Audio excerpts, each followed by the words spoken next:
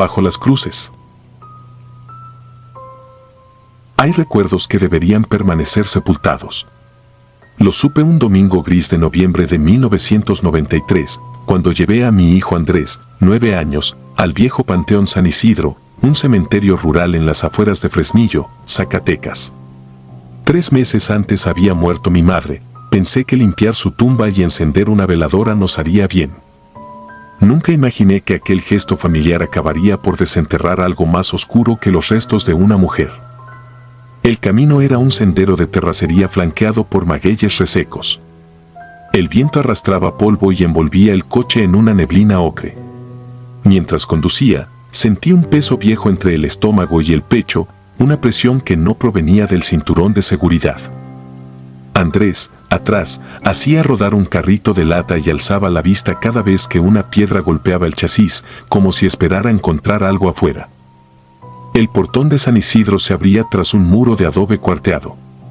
El letrero oxidado rezaba requiescant in pace, aunque la cal se había borrado casi por completo. Dentro, lápidas torcidas y cruces corroídas formaban un laberinto de mármol gastado. A cada paso, el crujido de la grava sonaba como huesos al quebrarse. Apenas cruzamos la reja, el aire cambió, olía a cera vieja, a ciprés y a ese aroma metálico que precede a la tormenta. Andrés me apretó la mano, pero guardó silencio. Llegamos al fondo, donde las tumbas más antiguas se alineaban contra un muro descascarado. La de mi madre era una cruz de madera húmeda, aún sin nombre tallado. Me arrodillé para quitar el musgo y colocar los crisantemos, flores que ella detestaba en vida, pero que, por alguna razón, sentía apropiadas. Andrés pidió permiso para explorar un poco. Le advertí que no se alejara.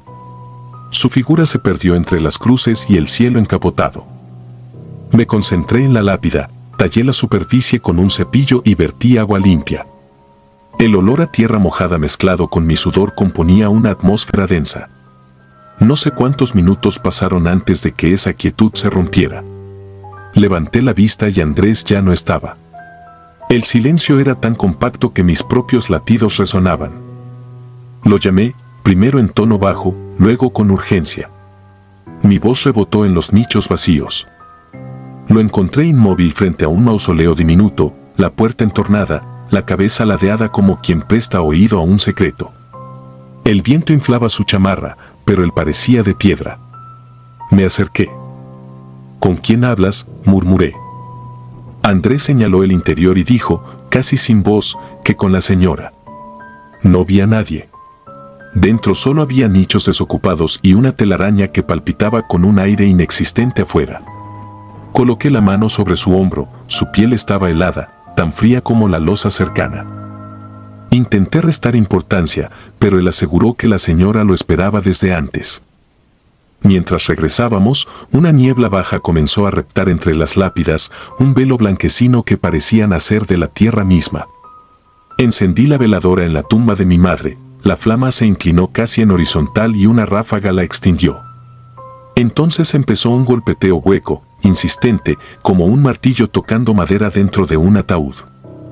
Seguí el sonido hasta una cripta con puerta de hierro. El pestillo golpeaba el marco. Cuando lo sujeté, el ruido cesó y, en su lugar, se oyó un suspiro húmedo que parecía brotar del subsuelo. Retrocedí. Andrés apretaba mi chamarra. Sus ojos reflejaban la puerta como un espejo negro. Pasos blandos se aproximaron detrás. Giré. Una figura emergía entre las lápidas, una anciana de vestido largo, cabello blanco flotando alrededor de un rostro sin brillo. Caminaba sin ruido, como si los pies no tocaran tierra. Se detuvo a pocos metros, alzó una mano huesuda y señaló el mausoleo diminuto. En su uña amarillenta había tierra fresca. Después retrocedió, deslizándose hasta desaparecer detrás de un ángel de mármol. Contra toda lógica, avancé hacia la boca oscura del mausoleo. El interior era penumbra y olor a madera mojada.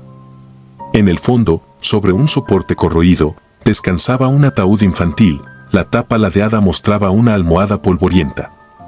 Sobre ella había un oso de peluche sin ojos y una cajita metálica atada con un listón descolorido.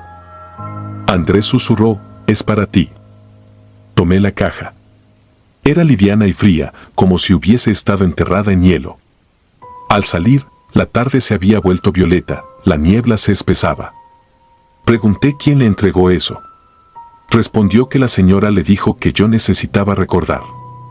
Palidecí, mi madre solía decir esa misma frase cuando olvidaba algo importante. Abrí la caja. Dentro había un retrato sepia de un niño idéntico a mí a los 7 años y una nota: no me dejes solo otra vez. La caligrafía era la de mi hermano Víctor, muerto a esa edad tras caer en un pozo del rancho de mis abuelos. Yo tenía 14 y cargaba la culpa, fui el último en verlo con vida. Nunca visité su tumba ni pronuncié su nombre. Un crujido me sacó del trance. La puerta del mausoleo se cerró sola con un chirrido prolongado. Los cipreses se mecían aunque el aire se había detenido. Y entonces escuché la voz, un murmullo infantil, casi un canto, salido de la tierra bajo mis pies. Decía mi nombre, no la versión adulta sino el diminutivo que solo Víctor usaba. Sentí que el mundo se inclinaba. El panteón pareció cerrarse. Tomé a Andrés y corrimos. Las cruces se inclinaban como si quisieran atraparnos. El portón estaba abierto, pensé que lo hallaría cerrado. Una corriente gélida nos siguió hasta la carretera. No detuve el coche hasta llegar al centro de Fresnillo, donde las luces parecían irreales. Esa noche dormimos en casa de mi hermana. El sueño me eludió. A las 3 de la mañana, un golpecito suave en la ventana me erizó la piel. Al acercarme, vi el ramo de crisantemos marchitos apoyado contra el vidrio. Juraba haberlos dejado sobre la tumba. Sobre la mesa, la caja estaba abierta, aunque la había cerrado con seguro. La foto era más nítida y, en la esquina, se dibujaba la silueta de una mujer sentada, cabeza encorvada. En los días siguientes intenté averiguar si los restos de Víctor habían sido trasladados sin que yo lo supiera. Nadie supo responder. La parroquia no tenía registros, el antiguo cementerio donde lo sepultaron fue demolido. Era como si nunca hubiera existido. Sin embargo, cada noche a la misma hora, el golpeteo retornaba y los crisantemos que botaba al contenedor aparecían frescos sobre mi escritorio. Desde aquella visita, mis sueños son pasillos interminables de nichos húmedos. Camino con un candil que apenas luce y, al fondo, Andrés me vuelve la espalda mientras conversa con alguien a quien nunca alcanzo a ver. Me despierto empapado de sudor, convencido de que afuera, en la sala, cruje la madera bajo el peso de unos pies infantiles que buscan la puerta de mi habitación. 30 años después, la caja sigue aquí. Cada apertura aclara la foto y suma un detalle, primero la mujer, luego, la mano de un niño aferrada a su falda, últimamente, al fondo, la puerta abierta de un mausoleo. Comprendo que la deuda no era solo con mi hermano, también con mi madre, con todos los silencios que acepté.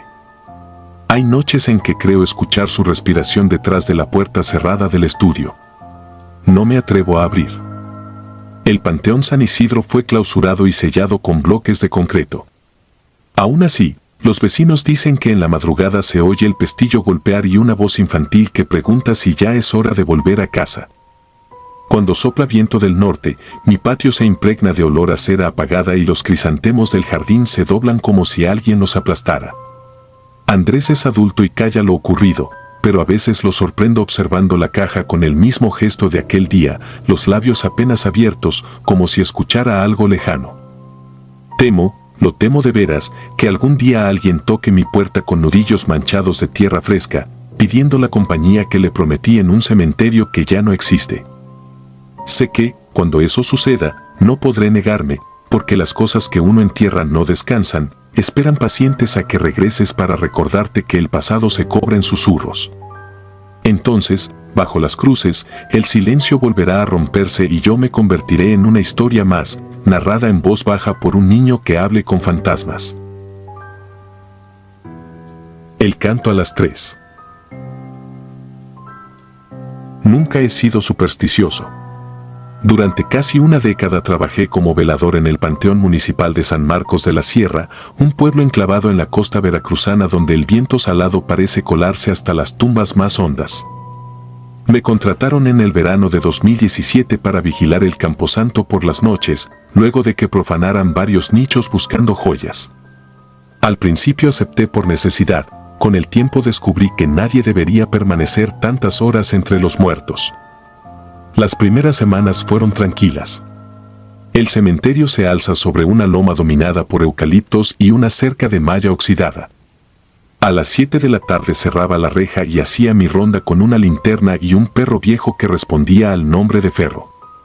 Aquella rutina cambió la noche en que los gallos comenzaron a cantar. No había granja cerca, solo la costa al oriente y manglares al sur. Sin embargo, a las 3 en punto un kikiriqueo desgarraba la quietud, áspero y prolongado, como si el ave se esforzara en advertir algo que mis oídos humanos no entenderían jamás. La primera vez atribuí el canto a mi imaginación estimulada por el insomnio. Pero se repitió la noche siguiente y la siguiente, siempre a la misma hora y siempre con la misma nota quebrada, demasiado grave para un gallo común. Ferro erizaba el lomo y lanzaba un gemido bajo, luego corría a esconderse tras la caseta donde yo dormía. Intenté seguir el sonido, pero el eco serpenteaba entre los mausoleos y me hacía dar vueltas hasta perder la orientación.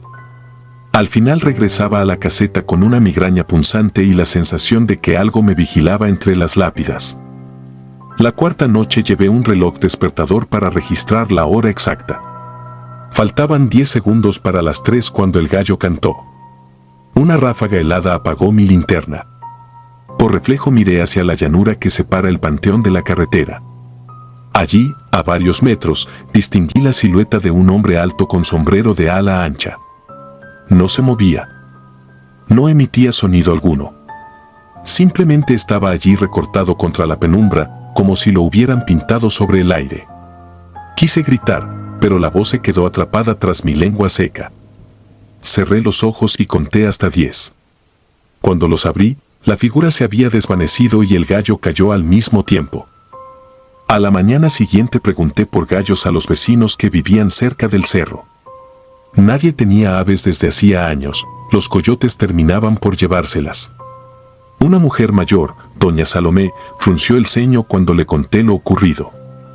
Dijo que antes, cuando el panteón era todavía un camposanto indígena, los sacerdotes bendecían el lugar con el canto de un gallo negro para sellar la tierra y que los cuerpos no salieran. Con el tiempo esa costumbre se perdió. Tal vez, añadió mientras se persignaba, el gallo que oía no era de carne, sino el eco de aquel ritual, repitiéndose para avisarme que la tierra estaba inquieta. Esa noche llevé conmigo una libreta y anoté todo. El viento venía del mar, la luna era menguante, Ferro dormía dentro de la caseta. Cuando faltaban 2 minutos para las 3 escuché el primer aleteo, como el crujir de pliegues secos. Luego el canto, estridente, más prolongado que nunca, rebotando contra los nichos vacíos. Mi perro gimió y se escondió bajo mi catre. Decidí enfrentar lo que fuera que se burlaba de mí. Seguí la voz hasta la sección antigua, donde se guardan sepulturas del siglo XIX. Entre 2 criptas cubiertas de musgo vi el brillo de unos ojos rojos. Pensé en ratas, pero los ojos estaban demasiado altos, a la altura de un hombre adulto. Entonces apareció el sombrerudo. Esta vez pude verle la cara, o lo que ocupaba ese espacio, un vacío absoluto, puro negro, como un pozo en el que no entra la luz. Sentí que el aire se espesaba, que mis pulmones buscaban oxígeno en vano. El gallo volvió a cantar y el hombre avanzó un paso. Pisé algo blando, claveles azules recién cortados que yo no había visto aquella tarde. El olor dulzón me revolvió el estómago. Corrí sin rumbo mientras el canto se duplicaba, triplicaba, hasta parecer un coro de aves enfermas. Llegué a la reja principal y descubrí que el candado colgaba abierto. No lo pensé, salí y eché a andar cuesta abajo hacia la carretera, dejando atrás la caseta, la linterna y a Ferro, que aullaba como si lo despellejaran. Me halló el amanecer sentado en la banqueta frente a la tienda de don Elías, temblando. No conté nada. Dije que un vandalismo nocturno me había asustado y pedí el día libre. Volví al cementerio al mediodía con el comisario del pueblo. Revisamos cada rincón. No había flores azules en la sección antigua ni huellas extrañas. Sin embargo, en la base del ciprés más viejo encontramos marcas profundas de garras, como si un animal enorme hubiera escarbado la tierra dejando al descubierto parte de un ataúd carcomido. El comisario ordenó tapar el hueco y sustituirme por un velador diurno mientras las cosas se calmaban. Esa tarde recogí mis cosas. Al entrar a la caseta vi a Ferro tendido sobre el piso de tierra, muerto, sin signos de violencia. En su boca seca había un trozo de pluma negra. No soporté la angustia y vomité junto a la puerta. Cubrí al animal con mi chamarra y salí sin mirar atrás. Juré no regresar, pero necesitaba respuestas. Fui a ver al sacerdote de la parroquia, Padre Loyola, quien llevaba décadas oficiando misas de cuerpo presente. Le relaté todo. Sus ojos grises se nublaron. Dijo que en 1964 se exhumó clandestinamente a un cacique local acusado de brujería. La gente aseguraba que su espíritu escapaba de la tumba para atormentar a los vivos. Esa madrugada, el ataúd fue arrastrado fuera del hoyo, como si la tierra lo escupiera. Los ancianos ataron un gallo negro al féretro y lo quemaron. Desde entonces, cuando alguien perturbaba al muerto, el gallo volvía a cantar para advertir que el pacto seguía vigente. Regresé al panteón al anochecer con el padre Loyola y 2 ayudantes. Llevamos agua bendita, incienso y un gallo negro dentro de una jaula. Encendimos velas alrededor del ciprés donde habían aparecido las garras. El padre oró en latín, pidió a los espíritus reposar y roció la tierra con sal. Los ayudantes abrieron la jaula para que el gallo corriera libre, pero el ave se quedó quieta. Sus ojos opacos reflejaban las llamas como carbones diminutos. El reloj marcó las 3. El gallo alzó la cabeza y lanzó un canto gutural que me heló la sangre. De la nada surgió un viento caliente que apagó las velas. Sentí un golpe en la nuca y caí de rodillas. Vi, o creí ver, al sombrerudo detrás del padre. Su brazo se alargaba como sombra líquida, dispuesto a envolvernos. El gallo emitió otro grito, más agudo, y la figura retrocedió. Un temblor sacudió la tierra bajo nosotros. El ciprés crujió y algo se partió en sus raíces. Un hedor a carne húmeda emergió del suelo. El padre vertió el resto del agua bendita en la grieta y pronunció una fórmula que resonó como trueno. El viento cesó. El gallo cayó muerto sin un solo rasguño, como si su vida hubiese sido su ofrenda. El silencio que siguió fue tan denso que me pareció oír mi propio corazón. El padre me ayudó a levantarme. Aquí terminó, murmuró, aunque ninguno de los 3 se atrevió a quedarse para comprobarlo. Sellamos el suelo con cemento y cubrimos la fosa con piedras. Al amanecer, colgué mi uniforme en la oficina de la alcaldía y renuncié. El comisario no preguntó por qué, tal vez la palidez de mi rostro habló por mí. Han pasado 8 años. Nunca más volví a un cementerio. Ni siquiera al entierro de mi madre, la lloré desde la puerta de la funeraria mientras otros la acompañaban al descanso eterno. A veces, a las 3 de la madrugada, despierto sobresaltado y creo escuchar el mismo canto áspero en la distancia. No importa dónde esté. Me levanto, enciendo todas las luces y rezo para no ver aquella silueta con sombrero en la esquina de mi cuarto. Entonces recuerdo a Ferro y pienso que los animales, perros, gallos, quizá algún otro, ven cosas que nosotros intuimos demasiado tarde. Quizá el gallo siga cantando para advertirme de algo que nunca terminó de sellarse bajo aquel ciprés. Si usted lee esto y trabaja de noche cerca de un panteón, preste atención a los sonidos que rompen la hora muerta. Cuando el gallo cante sin que haya granjas alrededor, no intente descubrir el motivo.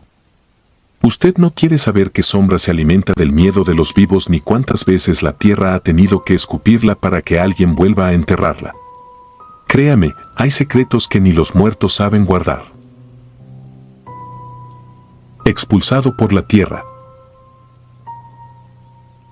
Siempre creí que nada impresiona a quien ya ha visto suficientes cruces hundirse con los años, pero aquella temporada de lluvias de 2018 en el Panteón de San Jacinto del Monte, a 70 kilómetros de la capital de Oaxaca, me arrancó la calma que había construido tras 12 inviernos como cuidador. Todo comenzó el martes, 24 de julio, cuando sepultamos a Valerio Arista, un hombre que, según los viejos del rancho, extorsionaba a pequeños comerciantes, pateaba perros por diversión y jamás pidió perdón a nadie. Lo enterramos a las 5 de la tarde, bajo un cielo cargado que olía a hojarasca mojada. A esa hora todavía resonaban los murmullos de la gente que se despidió de él con más alivio que tristeza. Esa primera noche me quedé en la caseta de ladrillo junto a la entrada, un cubículo frío donde conservo mis herramientas y un catre de lona.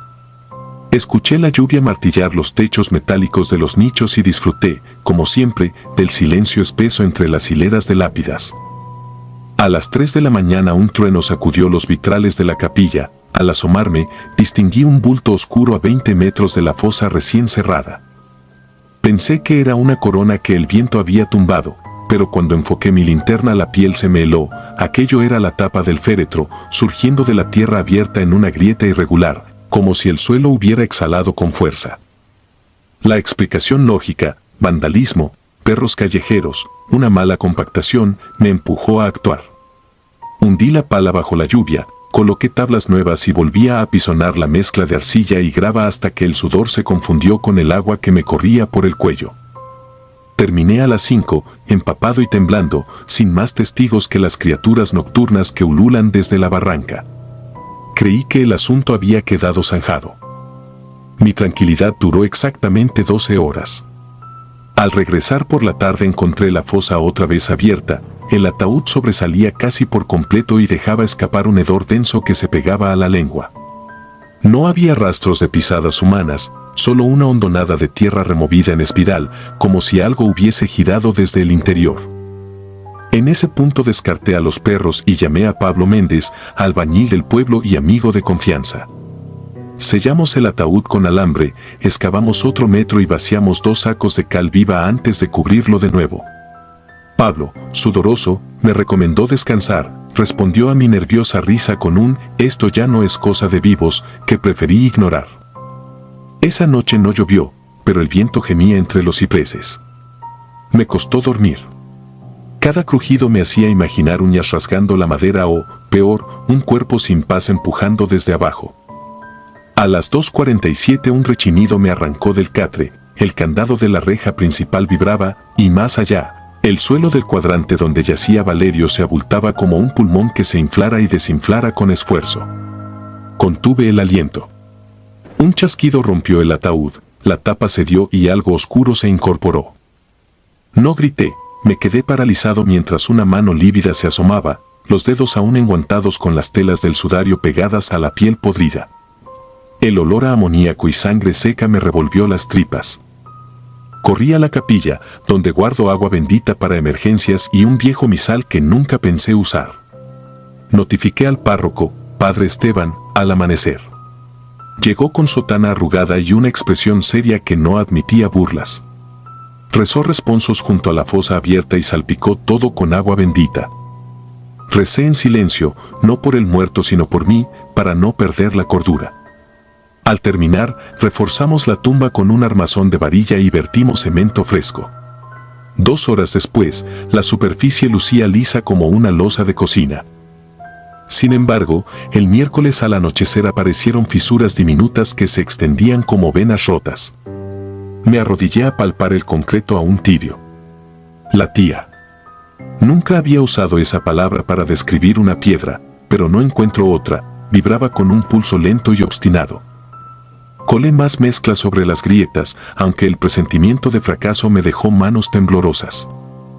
El jueves, a las 7 de la mañana, los trabajadores del ayuntamiento encontraron la caja funeraria afuera de la barda perimetral, medio enterrada en el lodo del camino. Parecía que algo la hubiese escupido hacia el exterior con violencia. Los policías tomaron fotos, redactaron un reporte absurdo y se marcharon sin tocar el cadáver, alegando competencia del panteón. Yo me vi obligado a recoger aquel despojo cubriéndome la nariz con un pañuelo empapado en aguardiente. Para evitar que el pueblo cundiera en el pánico, el padre Esteban convocó a una misa de cuerpo presente dentro del cementerio. Montamos un altar improvisado frente al osario antiguo. Media docena de ancianas rezaron con rosarios de madera, un coro improvisado cantó el Dies Irae a capela. Mientras el sacerdote entonaba la absolución, percibí un murmullo subterráneo, un crujir de raíces quebrándose, la misma vibración que había sentido en la losa. Las veladoras temblaron, sus llamas se tornaron azuladas y un viento helado barrió los cirios apagándolos de un soplo. Hubo gritos, sí, pero breves. Con el pánico condensado en la garganta, ayudé al padre a terminar las oraciones hasta el amén final. Entonces sellamos el ataúd en un nicho de la cripta comunal, tras un muro de ladrillo, y recubrimos las uniones con plomo derretido. Parecía excesivo, pero mi mente había cruzado la línea que separa la lógica de la superstición. Los días siguientes regresó la calma aparente. Sin embargo, cada madrugada, a la misma hora exacta, 3:10, escuchaba un golpe sordo proveniente de la cripta. No lo conté a nadie. Fingí no oírlo hasta que el 1 de agosto, durante la ronda nocturna, descubrí una línea de hormigas negras que salía por la tapeta de ventilación del nicho. Transportaban minúsculos fragmentos de carne oscura, imposible en un cadáver que ya debía estar en estado gelatinoso. Las seguí con la linterna y las vi descender por las paredes de la cripta hacia el suelo, donde se disolvían en una grieta fresca que no existía la víspera. Esa misma madrugada tomé la decisión de renunciar, pero antes debía cumplir con un impulso que no sé si llamar valor o locura. Munido de un cincel, rompí la capa externa de ladrillo. El olor que escapó era peor que cualquier pestilencia previa, pero lo soporté. La tapa metálica del ataúd seguía cerrada, aunque hundida en su centro desde dentro, como si algo hubiese presionado con insistencia. Apoyé el oído y sentí un golpe seco, solo uno, luego nada. Me bastó. Volví a sellar la cripta y coloqué sobre la mampostería fresca un cartel que decía no abrir, riesgo sanitario. Entregué las llaves al síndico al amanecer y abandoné el panteón sin mirar atrás. Esa misma tarde empaqué mis cosas y me mudé a casa de mi hermana, 7 pueblos al norte, donde traté de reconstruir las rutinas sencillas que un trabajo tan sombrío me había arrebatado. Creí haber cerrado la página más oscura de mi vida hasta que, 2 años después, el 3 de noviembre de 2020, recibí una llamada del nuevo cuidador. La cripta se fracturó. Algo empuja desde dentro, murmuró al borde del llanto. No quise regresar, pero el recuerdo se infiltró en mis noches como humedad en los muros. Ahora despierto siempre a las 3:10, el corazón desbocado, convencido de escuchar 3 golpes lejanos que ningún médico logra explicar. Muchos opinan que lo que ocurrió se limita al folclore de un pueblo que aún cree en almas en pena. Yo creí lo mismo hasta ver cómo el féretro aparecía a metros de su tumba, empujado por una fuerza que no dejó huellas, hasta sentir ese latido bajo el concreto, hasta oír un golpe desesperado bajo una tapa metálica hermética. No existe documento oficial que respalde mi versión, pero conservo la pala oxidada manchada de cal y fango, huella silenciosa de la tierra que se negó a retener a un hombre que en vida sembró miedo. Desde entonces camino de día evitando las sombras de los muros, y duermo con la luz encendida, temiendo descubrir al despertar que el suelo bajo mi cama también respira. Misa en huesos. No sé bien en qué momento olvidé la diferencia entre silencio y vacío, pero sí recuerdo el día en que aprendí a temerle a ambos. Era 2014 y llevaba 13 años como velador del viejo camposanto de San Áureo, un cementerio enclavado en las afueras de un poblado minero casi muerto. Mi nombre es Esteban y acepté aquel trabajo porque pagaban puntual, porque ofrecían vivienda, una caseta de ladrillo pegada al portón principal, y porque siempre me gustó la soledad. Creía que la muerte, ordenada en hileras de mármol, era un vecino discreto. Estaba equivocado. Durante el día reparaba fuentes oxidadas, rellenaba grietas en los ángeles decapitados y acomodaba flores marchitas que nadie venía a cambiar. Al anochecer, me bastaban una lámpara de queroseno y un cuaderno donde llevaba el registro de difuntos para sentir que la rutina me pertenecía. Fue un invierno especialmente seco cuando algo resquebrajó esa costumbre. La lluvia no llegaba, los coyotes merodeaban buscando agua y el viento traía un polvo pálido que cubría las lápidas como ceniza. Aquella textura en el aire hacía que el atardecer pareciera interminable, como si el sol se negara a hundirse detrás de los cerros. La primera noche inquietante empezó con un zumbido en los postes eléctricos. Eran las 2:30, la hora en que ni los grillos se molestan en cantar. Estaba acomodando herramientas cuando escuché un murmullo que no provenía del exterior sino de la parte trasera de la caseta, donde guardaba los registros más antiguos. Parecía un salmo pronunciado con los dientes apretados. Pensé que un borracho se había colado, así que tomé la linterna y salí. El sonido cesó de inmediato. Caminé entre nichos centenarios con la luz temblando en mis manos mientras las sombras se movían como marea. No hallé a nadie. Volví a la caseta sintiendo un hormigueo en el estómago. Me dije que era cansancio, pero al día siguiente encontré huellas de tierra húmeda en el piso de cemento. Formaban un sendereo desde la puerta hasta la estantería donde se apilaban los registros bautismales de 1890. No había llovido en semanas, así que el lodo no tenía sentido. Limpié las marcas y me convencí de ignorarlas. Podía hacerlo. Lo había hecho antes con ruidos de ramas o ratas más grandes que un gato. 3 noches después desperté de un sobresalto. El murmullo regresó, ahora más intenso y con un timbre metálico que rozaba el oído como una navaja. No quise investigar. Permanecí inmóvil, escuchando cómo la voz reptaba fuera de la puerta. Decía nombres que no reconocí, cada uno seguido de una fecha. Las sílabas estaban quebradas, como si el orador arrastrara una lengua que ya no le pertenecía. Cuando cesó, se instaló una quietud tan espesa que el tic-tac del reloj parecía un martillo. Me descubrí temblando. Pensé buscar ayuda del sacerdote local, pero temí que me tomara por supersticioso. Además, ¿qué podía explicar sin pruebas? Así que resolví obtenerlas. Saqué una grabadora digital de las que usaba para registrar inventario oral y la dejé encendida en un estante. Al tercer intento capturé algo. Por la mañana, con el cielo aún gris, me puse los audífonos. Lo que escuché me dejó sin aliento, una letanía latina, clara, sin distorsión, como si se hubiese recitado dentro de la misma máquina. Reconocí fragmentos de Libérame, la oración que se pronuncia en la liturgia de difuntos, pero con un añadido final que me puso la piel de gallina: subveniat nobis in pulvere, que a pulvis sumus et clamamos, socórrenos en el polvo, porque somos polvo y clamamos. Esa coletilla no forma parte de ningún manual. Grabé sobre el archivo con el pulso frenético, borrarlo me pareció profanar algo desconocido. Esa misma tarde revisé los planos del cementerio y descubrí un detalle olvidado. Había una cripta familiar, clausurada décadas atrás, cerca de la Tapia Norte. El registro indicaba que pertenecía a los Dávalos, fundadores de la mina que dio origen al pueblo. La entrada estaba tapiada con bloques y soldada con malla, pero el plano mostraba un respiradero que desembocaba justo detrás de mi caseta. Entendí que mis noches se alineaban con ese pasadizo subterráneo. Decidí abrir la cripta cuando cayera el sol, convencido de que hallaría a algún peregrino morboso. Manipular soldaduras viejas fue sencillo, el metal se quebraba al tacto. Dentro, la oscuridad olía a hierro y a tierra vieja. Avancé sosteniendo la linterna sobre la frente. El túnel descendía en espiral y las paredes estaban recubiertas por azulejos vítreos que reflejaban mi propia luz en destellos.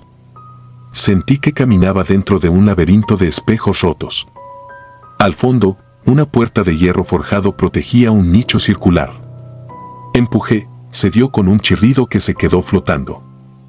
En el centro de aquel cubículo había un lecho de piedra con una sola lápida sin nombre. Frente a ella, un atril sostenía un misal abierto en una página ennegrecida por la humedad. Observé algo aún más extraño: velas consumidas hasta el nudo de la mecha, cera fresca escurrida entre las losas y un rosario cuya cruz estaba invertida. Sentí un vértigo punzante, parecía que alguien velaba un cadáver invisible. Saqué la grabadora y presé el botón de registro, pero al segundo la pantalla se apagó y un golpe sordo, como una respiración contenida, retumbó en el techo. Se desprendieron partículas de cal sobre mi cabeza. No existía viento allí abajo, aún así la llama de mi linterna titiló, bajó su intensidad y recuperó fuerza. En ese breve parpadeo vi algo que me paralizó: la silueta de un hombre arrodillado frente a la lápida, manos unidas, cabeza inclinada, túnica desgarrada. Era tan nítido que no podía ser una ilusión, mas al parpadear de nuevo había desaparecido. El corazón golpeaba contra mi garganta. Retrocedí tropezando, mi codo chocó contra el atril y el misal se cerró de golpe. El eco viajó por el túnel como un latigazo hasta estrellarse contra mis tímpanos. En la huida perdí la linterna, corrí guiado por la penumbra rojiza que mi cerebro inventaba. Llegué a la salida con las piernas entumecidas. Afuera, la noche abierta pareció todavía más oscura que el interior. Cerré la reja con un candado nuevo y sellé las soldaduras con bronce líquido hasta que el metal ardió. Me quedé sudando frente al muro, incapaz de mover un paso. A partir de entonces el cementerio cambió de piel. Las lápidas amanecían abiertas, no destrozadas, sino empujadas, como si desde dentro alguien hubiese forcejeado. En las paredes aparecían salpicaduras de cera negra que yo quitaba al alba y regresaban al anochecer. Algunas noches, la voz se multiplicaba y se convertía en un coro lejano entonando el mismo libérame seguido de su ruego inventado. Yo respondía subiendo el volumen de la radio, pero el sonido siempre terminaba imponiéndose, atravesando música y noticias con una claridad que desafiaba la lógica. Tomé la decisión de renunciar. Guardé mis pertenencias en una valija y la dejé junto a la puerta de la oficina administrativa para entregarla al amanecer. Esa última noche dormí vestido, esperando las 3 como quien aguarda una sentencia. No me equivoqué. Al primer tañido de la hora el murmullo llegó, aunque no venía de la cripta ni del respiradero, sino de justo debajo de mi colchón. Me levanté de un salto. El somier vibraba, las tablas repiqueteaban como dedos golpeando madera hueca. Sin pensarlo, volteé el catre. Una nube de polvo se elevó y cuando se disipó vi un pozo cegado con tierra suelta, apenas cubierto por una vieja tapa de hierro. La voz brotaba de allí, ascendente, espesa, envolviendo la habitación como un humo frío. No tuve valor para destapar nada. Abrí la puerta y corrí hacia la salida principal. El candado era nuevo, yo mismo lo había cambiado, pero colgaba abierto. Empujé y sentí el aire del exterior en la cara, cargado de ese polvo ceniciento. A medio camino volteé por inercia. Fue entonces cuando descubrí que no estaba solo. Figuras semitransparentes, en fila india, se desplazaban desde distintos puntos del camposanto hacia la caseta, atraídas como polillas por la luz interior. Avanzaban sin prisa, sin levantar los pies, y cada una cargaba algo contra el pecho, un libro, una cruz, una vela, un pedazo de mármol. No tenían rostro, solo facciones borradas por la penumbra, pero sus bocas murmuraban al unísono la misma súplica, subveniat nobis in pulvere. Un mantre de polvo. No quise ver más. Crucé el portal y seguí corriendo hasta que las rodillas me fallaron. Me detuve en la carretera, jadeando bajo un poste de luz titilante, con la sensación de que algo se había adherido a mis pulmones. Desde allí vi el cementerio, parecía inerte, tranquilo, sin luces ni sombras. Podría haber sido un mal sueño si no fuera por la grabadora que aún llevaba colgada del cuello. Al escucharla, supe que no había escapado. Ya no contenía rezos ni lamentos, sino mi propio jadeo mezclado con un segundo aliento que se superponía, idéntico a mi voz, repitiendo cada palabra. Era como si algo hablara a través de mí, o peor, como si yo fuera el eco de otra voluntad. No volví jamás a Sanaurio. Nadie me reclamó por abandonar el puesto. De hecho, un mes después supe que la administración municipal cerró el cementerio alegando riesgo de derrumbe. Lo clausuraron con muros de hormigón y placas de acero. Sin embargo, todavía sueño con aquel túnel. En la penumbra antes de despertar escucho esa frase inventada, esa súplica imposible. Entonces abro los ojos y encuentro la grabadora sobre mi mesita, aunque juro haberla tirado al río hace años. La pantalla brilla con un único archivo de audio sin título. Nunca lo reproduzco. Solo espero el amanecer inmóvil, mientras la voz, dentro y fuera de mí, persiste en su ruego de polvo que ya no me deja dormir. Sepulcro vivo. Era noviembre de 2022 cuando acepté el turno extra que nadie quería, revisar el sistema eléctrico del viejo Panteón de San Casimiro, un camposanto detenido en el tiempo a las afueras de Tepeji de Rodríguez, Puebla. Yo era técnico de alumbrado municipal y la paga doble sonaba irresistible pese a las historias que los viejos del taller contaban sobre brujas, luces errantes y ecos imposibles. José Chema Alvarado, mi compañero de cuadrilla, y yo arribamos a eso de las 10:30 de la noche, con la humedad todavía pegada al piso por una llovizna que había comenzado al atardecer y que forzaba a la tierra a despedir ese olor agrio, parecido al óxido. La administración del panteón se reducía a un portón de herrería carcomida, una caseta de vigilancia clausurada y un letrero descascarado, fundado en 1891.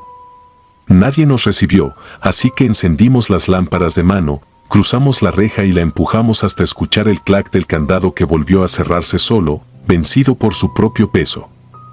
No había rastro humano, salvo un cigarro a medio apagar junto a la caseta. Chema lo pisó sin miramientos.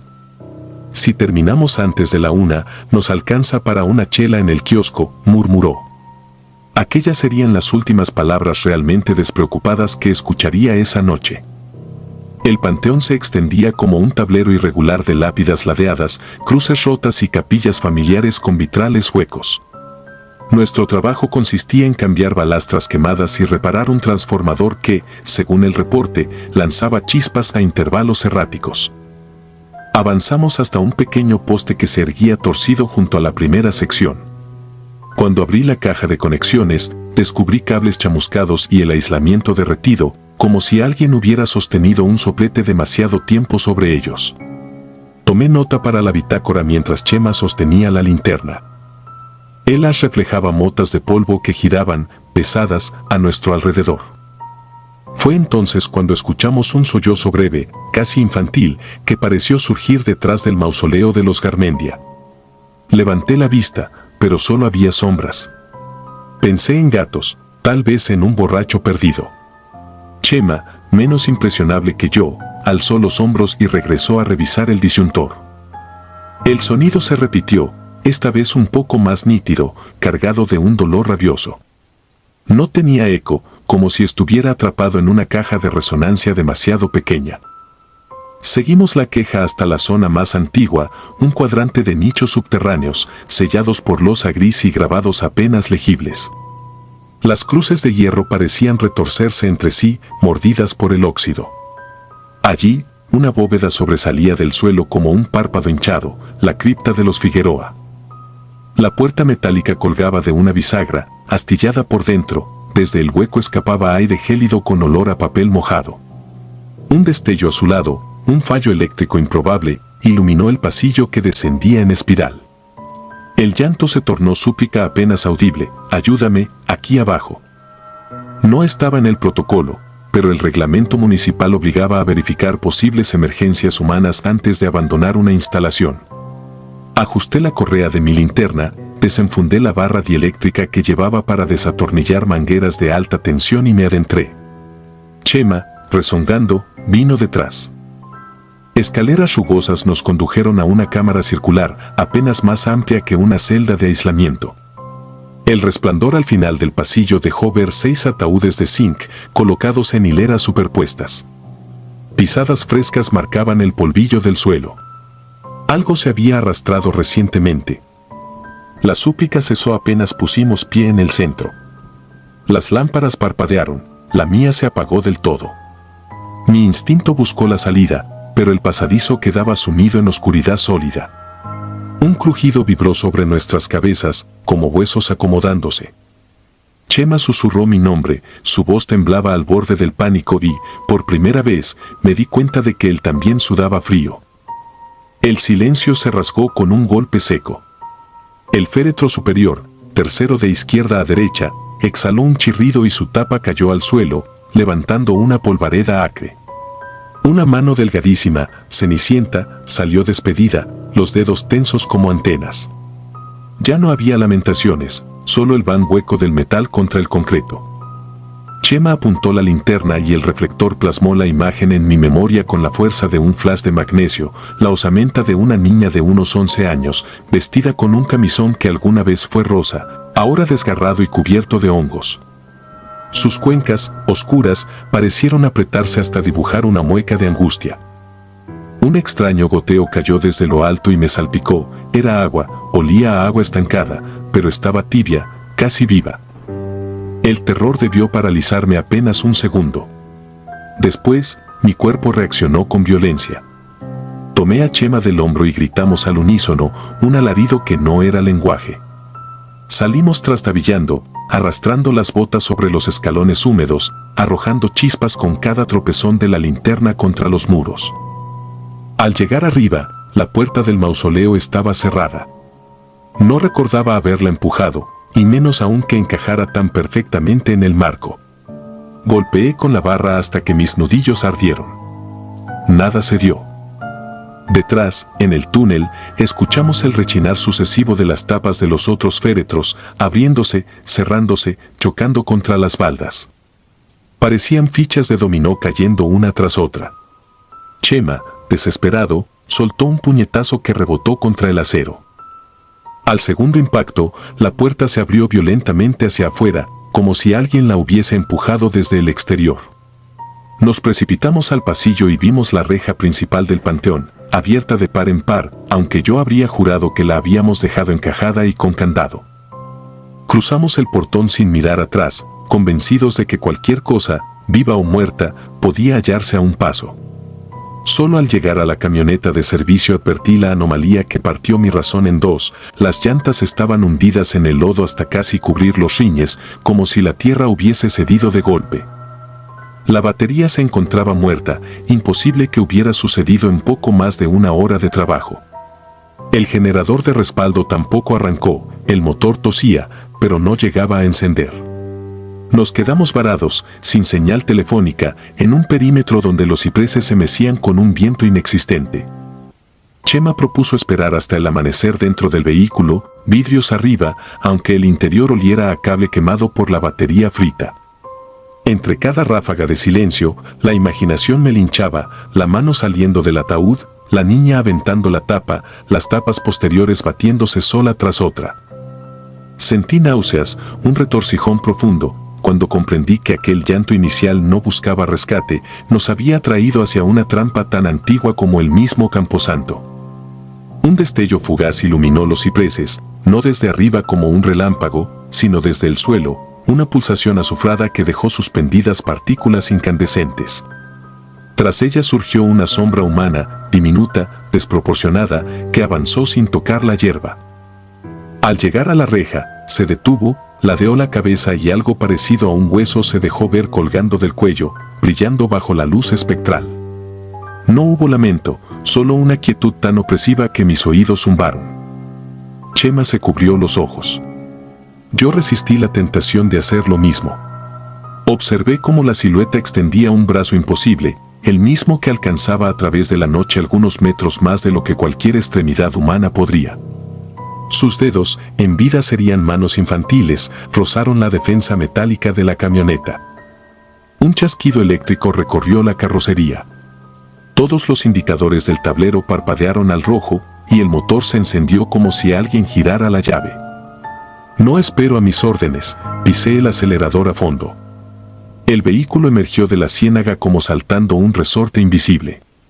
Oímos metal desgarrarse, tal vez el eje trasero contra una losa suelta, no importó. La camioneta surcó la terracería hostil, sacudiéndonos los dientes. Cuando miré por el retrovisor, el portón se cerraba con un golpe solemne y, detrás de él, las farolas del panteón chisporroteaban, una tras otra, como bengalas negras hasta extinguirse. Llegamos al centro del pueblo a las 4:15 de la mañana. Llamamos por radio a la base. Pedimos refuerzos, inventamos fuga de gas, cualquier cosa. Nadie creyó la versión del transformador ni el improbable cortocircuito encadenado a decenas de lámparas que deberían estar desconectadas. Chema renunció esa misma semana y se fue sin despedirse. Yo presenté mis notas, adjunté fotografías borrosas como prueba y firmé el reporte, consciente de que nadie iba a leerlo con la gravedad necesaria. 3 noches después, me citaron para inspeccionar de nuevo la zona junto a personal forense. Hallaron la cripta abierta, las tumbas profanadas y una hilera fresca de huellas infantiles que serpenteaba hasta perderse entre nichos. No había cadáveres dentro de los féretros violentados. El catastro confirmó que ahí descansaba la familia Figueroa, padre, madre y 4 hijos, fallecidos en 1918 por una epidemia desconocida. El registro de la menor rezaba, Lucinda Figueroa, 11 años, causa de muerte, fiebres púrpura. Desde entonces, nunca vuelvo a un cementerio sin retirarme antes de escuchar el primer sollozo. Ni sin dejar, a la entrada, una ofrenda de plástico, un pequeño foco de emergencia de luz azulada, clavado en la tierra. Es mi forma de admitir que no todo lo que brilla en la oscuridad pretende iluminar nuestro camino, a veces solo señala el sendero al fondo de un sepulcro vivo que, tarde o temprano, exige compañía. Sombras que respiran. Me llamo Adriana Mellado y guardé este recuerdo durante 11 años, hasta que la ansiedad empezó a roerme las madrugadas con pesadillas tan claras como fotografías. En julio de 2014, cuando tenía 28, decidí regresar a Santa Eulalia del Valle, un caserío perdido entre sierras secas del centro de México, para visitar la tumba de mi madre. No era un viaje de nostalgia. La realidad es que necesitaba confirmar que el duelo seguía en su lugar y que el pasado no se había reanimado sin mi permiso. Desde la secundaria vivo en la capital, pero aquellos días tenía licencia en el trabajo y la ciudad me estaba asfixiando. Conduje poco más de 3 horas por carreteras solitarias hasta que vi, aparecer entre la bruma del calor, la calle principal donde todo huele a alfalfa y pan recién horneado. Me quedé en casa de mi tía Marta, una mujer de voz baja que vende remedios herbales desde el zaguán. Esa noche compartimos café y anécdotas veloces. No mencioné mi verdadero propósito. Preferí decir que el aire puro me haría bien. Al amanecer del día siguiente, antes de que el sol derritiera la última hebra de niebla, ayudé a mi tía a cortar leña y a desplumar 4 gallinas para un caldo comunitario. El trabajo me distrajo, pero al mediodía recordé la razón de mi visita. En una bolsa de lona llevaba una vela grande, cerillos y 3 fotografías de mi madre tomadas la primavera anterior a su enfermedad. Pensé ir al cementerio en cuanto bajara el calor y me conformé con la idea de regresar antes de que oscureciera. Sin embargo, aquella tarde los quehaceres se alargaron. Un vecino llegó con un esguince y hubo que preparar un ungüento, luego se atragantó la toma de corriente de la vieja bomba del pozo y ayudé a desenredar cables. Cuando por fin miré el reloj eran 6:40 de la tarde. El cielo comenzaba a desteñirse hacia el gris metálico de julio. Me despedí a tropezones, monté la motocicleta de mi primo y tomé el camino de terracería que lleva al Panteón de San Lorenzo. En esa región oscurece sin aviso. Un segundo todavía ves la tierra roja, al siguiente es ceniza. A las 7:05 aparqué junto al portón de hierro. Un farol aislado derramaba una luz amarillenta que se estrellaba contra la maleza. Apagué el motor y escuché grillos, viento y el tac-tac de algo chocando contra el enrejado. Antes de empujar la puerta, el corazón se me detuvo un compás. A unos metros, avanzando con calma sobre la vereda principal, distinguí la silueta de mi madre. Reconocí el chal de telar verde y la manera en que sujetaba los extremos, como si el viento pudiera robarle los hombros. Caminaba erguida, despacio, rumbo a la hilera de criptas antiguas. No recuerdo haber respirado. Me clavé las uñas en la palma hasta que dolió. Mi madre llevaba 7 años muerta, incinerada según su voluntad. Yo misma esparcí parte de sus cenizas en un arroyo lejano. Me obligué a parpadear, convencida de que tanta tensión me jugaba una broma óptica, pero la visión persistió. Abrí la reja, que protestó con un gemido, y entré sin quitarle los ojos de encima. No intenté llamarla, el nombre se me quedó seco en la lengua como un vidrio roto. La figura se internó entre lápidas cubiertas de musgo. Cuando llegué a la zona no había rastro. Me quedé de pie escuchando mis latidos y el zumbido débil de un transformador distante. A mi derecha, un sepulturero regaba plantas con una manguera perforada. Me acerqué tambaleándome y, para no parecer desquiciada, pregunté si había visto pasar a una mujer de chal verde. Levantó la visera empapada y negó con la cabeza sin dar importancia. Su indiferencia me heló la piel, en sus ojos no había la más mínima sombra de haber visto algo fuera de lo habitual. Seguí sola entre hileras de cruces oxidadas y azulejos rotos hasta la pequeña fosa donde está la placa de mi abuela paterna, el único lugar al que todavía llevo flores. Mi madre no está enterrada allí, pero ese rincón simboliza familia. Me senté en la losa, dejé la bolsa a un lado y respiré hondo. Coloqué las 3 fotos frente a mí, En la primera mi madre reía sosteniendo una taza de barro, en la segunda aparecía caminando por la huerta de aguacates, la tercera era un retrato formal. Me congelé al examinarla, llevaba el mismo chal verde. Jamás lo había notado. Miré alrededor. El aire parecía espesarse, como si alguien removiera invisibles cortinas de polvo. Encendí la vela y la flama osciló aunque no corría viento. Un escalofrío empezó en los hombros, resbaló por la espalda y anidó en los tobillos. Cada sonido se distorsionó, los grillos chirriaban demasiado agudo, las hojas crujían con ritmo anómalo, un perro ladró lejos y el eco regresó con un tono tan grave que me dolieron los oídos. Sin darme cuenta había oscurecido por completo. El farol de la entrada ya no alcanzaba a iluminar ese sector y las luminarias internas estaban fundidas o desconectadas.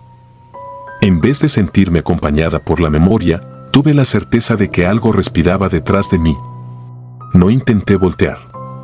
Era un instinto primario, idéntico al que te dice que no metas la mano al fuego. El castañeteo de dientes ajeno, un susurro sin vocales, me rozó la nuca. Parecía idioma pero carecía de palabras. Llevé las manos a la boca para no gritar, me levanté y recogí las fotos, aunque la vela casi se apaga por el temblor de mis dedos.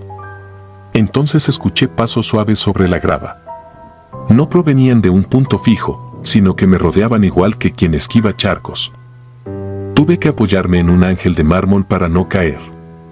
Al contacto, el ala de la estatua se desprendió como si la hubieran cortado momentos antes, el bloque se reventó contra el suelo con un estruendo que en otros tiempos habría roto la quietud, pero allí sonó apagado, como si la noche se lo tragara. Un latido más tarde, varias campanillas de metal, esas que algunos dejan colgadas en la verja de sus muertos, empezaron a tintinear aunque no soplara brisa. El cementerio entero cobró un movimiento lento, insistente, reptante. Recordé lo que mi madre me dijo meses antes de morir: los difuntos no se molestan, se despiertan. Nunca entendí la frase hasta ese instante. Sentí que ella, o algo que la imitaba, tiraba de mis recuerdos para entrar en mi mente. Me invadieron imágenes que no eran mías, un pasillo subterráneo lleno de nichos, un hombre ciego que reza a medianoche, una niña que se arranca el nombre de la lengua para que nadie pueda llamarla. Quise escapar, pero las rodillas no respondían. Reuní fuerzas, apagué la vela con un soplo y corrí hacia la salida guiándome solo por la memoria de los senderos. Mientras avanzaba, cada paso parecía más pesado, como si la grava se convirtiera en lodo que quería sujetarme. Sentí dedos fríos rozarme los tobillos, la espalda, los hombros, sin llegar a sujetar nada concreto, pero suficientes para clavar agujas de hielo en la piel. Llegué al portón y tropecé con la cadena. El candado estaba cerrado. No recordaba haberlo visto al entrar. Metí la mano en el bolsillo buscando mi teléfono, inútil intento de iluminar, pero descubrí la pantalla rota como si la hubiera golpeado un martillo. En ese instante se encendieron, todas a la vez, las lucecillas mortuorias que la gente coloca en las tumbas recientes. El cementerio quedó salpicado de puntos rojos y naranjas que palpitaban al compás de un corazón enorme bajo tierra. Entre el resplandor distinguí figuras humanas, decenas quizá, levantándose de detrás de mausoleos, saliendo de criptas abiertas sin hacer ruido. No caminaban hacia mí, sencillamente se incorporaban y miraban. Vi trajes viejos, vestidos de boda, sudarios, y vi también cadáveres sin forma clara, como si la memoria los hubiera desdibujado. Todos tenían la mitad del rostro en sombras. Sin saber cómo, empujé la reja con tanta furia que el eslabón de la cadena reventó. Caí de bruces al camino de tierra fuera del panteón, rodé hasta un basurero seco y sentí la grava clavarse en las palmas. Me incorporé y ni siquiera volteé a mirar atrás. Encendí la motocicleta con la llave todavía puesta y aceleré sin ajustar el casco. El retrovisor reflejó la entrada mientras el farol se apagaba y la oscuridad tragaba la verja.